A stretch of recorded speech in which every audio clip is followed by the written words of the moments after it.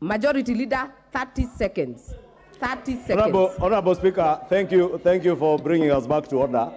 I was going to conclude, Honorable Speaker, and say that we must, as leaders, declare that enough is enough.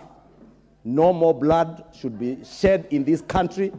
No more blood should be used as a currency for political negotiations.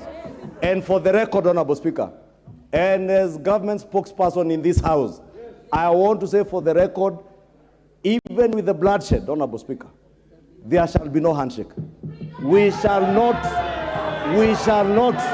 allow people to use bloodshed, violence, and anarchy as currency for political negotiations. Honorable Speaker, your time is up. Your time is up. Order. Order, members. Order, members. There is a lot of interest on this motion, and I want many of us to contribute. So the next chance will go to the member for Makueni, Honorable Susan Kiamba.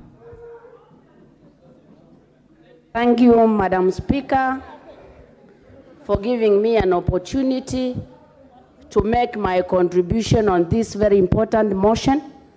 Thanking Rose Ombuyu Mheshimiwa for bringing it to the floor of the House, because foremost,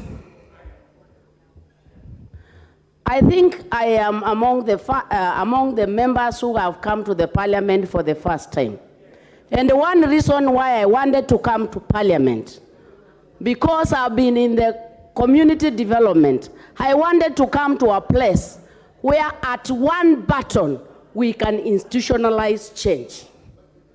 I came to Parliament because I thought Parliament is the place where if you want this country to change, at a split of a second, we agree on something and it changes the whole country. So, Madam Speaker, listen, I'm contributing to this motion. So basically, Madam Speaker, in this particular country, Honorable Wako, what is out of all the order? members in this particular... Honorable Susan, order. What's wrong? I'm not saying anything.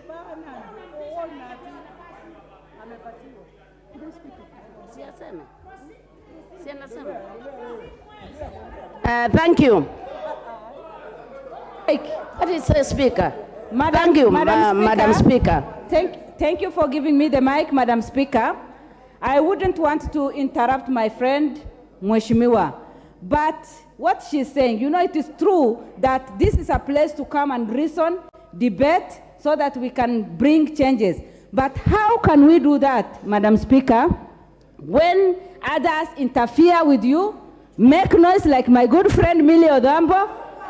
Make noise? How can we debate?